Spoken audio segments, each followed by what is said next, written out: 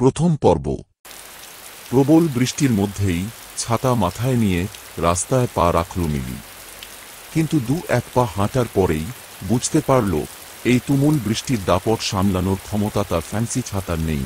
তাই ছাতাটা বন্ধ করেই বাড়ির পথে পা বাড়াল সে। কিন্তু পরক্ষণেই বুঝতে পারল এই প্রবল বৃষ্টির মধ্যে পথ চলা খুব একটা সহজ ব্যাপার না। কোনো রকমে এক পা করে এগোতে এগোতে যখন স্যারের বাড়ির গলি থেকে বেরিয়ে বড় রাস্তায় এসে নামল, ঠিক তখনই কারেন্টটাও গেল চলে। কি কুক্ষণে যে আজ শাইনি আর প্রিয়াকে ফোন না করে পড়তে চলে এলাম, কে জানে। বলেই এই পরিস্থিতিতেও নিজের বোকামির জন্য নিজের মাথায় চাটি মারল মিলি। তারপরেই সে মনে মনে ভাবল, কই ওরাও তো কেউ আমাকে ফোন করে জানায়নি যে আজ ওরা পড়তে আসবে না। কিন্তু এমনটা তো হবার কথা নয়।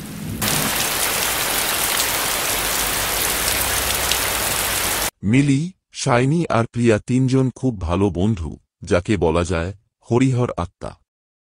তিনজনই পড়াশোনায় বরাবরই খুব ভালো। ফার্স্ট, সেকেন্ড আর থার্ড এই তিনটে পজিশন ওদের জন্যই বরাদ্দ।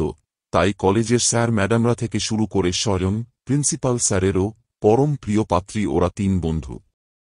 কেমিস্ট্রি অনার্সের দ্বিতীয় বর্ষের ছাত্রী ওরা। কলেজের বিক্রম স্যার তাঁর এই প্রিয় তিন ছাত্রীকে সপ্তাহে 3 দিন করে নিজের বাড়িতে ফ্রিতে কোচিং দেন।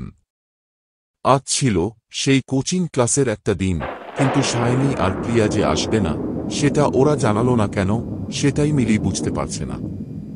অন্ধকারে কাকভেজা হয়ে এগোতে এগোতে মিলি খেয়াল করল সে ছাড়া রাস্তায় একটাও জনমনীষী নেই। এত বৃষ্টিতে রাস্তায় লোক থাকার কথাও না, তবু পুরো রাস্তা শুনশান দেখে হঠাৎ করেই ভয়ে মিলির বুকটা কেঁপে উঠল। সঙ্গে সঙ্গে একটা মুখ তার মনের মধ্যে ভেসে উঠল, আর তাতেই তার সারা শরীর হিম হয়ে গেল। খুব বেশিদিন আগের কথা না, মাত্র 3 মাস হবে। সেদিন ছিল শীতকালের মিষ্টি রোদ মাখা একটা সুন্দর সকাল। প্রতিদিনের মতোই মিলিরা 3 বন্ধু একসাথে কলেজে এসেছিল।